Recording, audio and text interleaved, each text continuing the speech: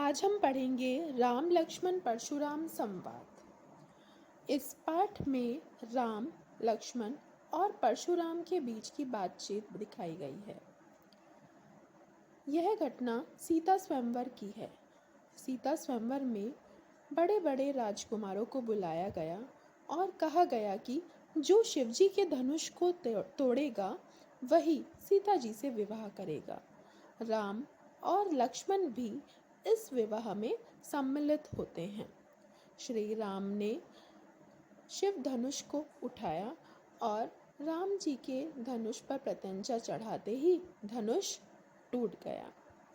श्री राम के द्वारा धनुष तोड़ने पर सीता जी प्रसन्न हुई, परंतु परशुराम जो शिवजी के भक्त थे वो बहुत अधिक क्रोधित हुए, क्योंकि शिवजी का धनुष टूटा था और उन्हें वो धनुष बिल्कुल टूटा हुआ अच्छा नहीं लगा। वो सभा में क्रोधित होते हुए आते हैं और अपना क्रोध प्रकट करते हैं। उस क्रोध में राम, लक्ष्मण और परशुराम के बीच जो बातचीत होती है वही बातचीत राम लक्ष्मण परशुराम संवाद में बताई गई है।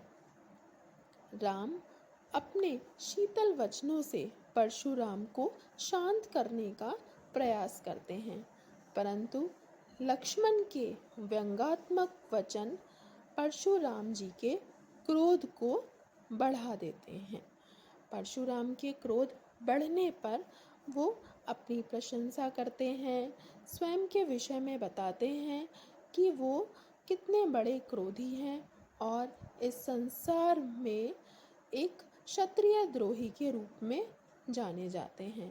तो आज हम पढ़ेंगे राम, लक्ष्मण और परशुराम के बीच में जो बातचीत हुई कि किस प्रकार लक्ष्मण ने व्यंग्यात्मक ढंग से परशुराम के सामने अपने पक्ष को रखा और परशुराम ने किस प्रकार अपने क्रोध में अपने पक्ष को रखा।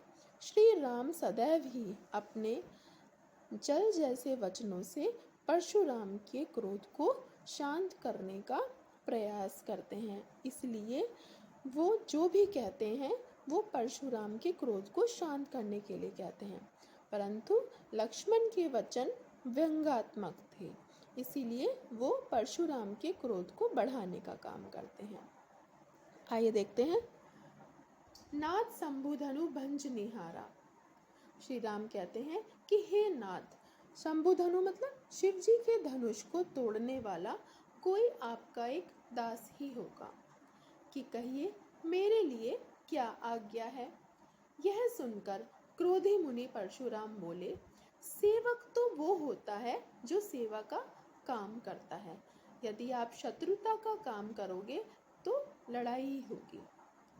सुनो राम, जिसने भी शिव धनुष तोड़ा है, परशुराम कहते हैं कि जिसने भी शिव धनुष तोड़ा है वो सहस बाहु के समान मेरा शत्रु है और वो इस समाज को छोड़कर अलग हो जाए, नहीं तो यहाँ उपस्थित जितने भी राजा हैं वो सभी मारे जाएंगे।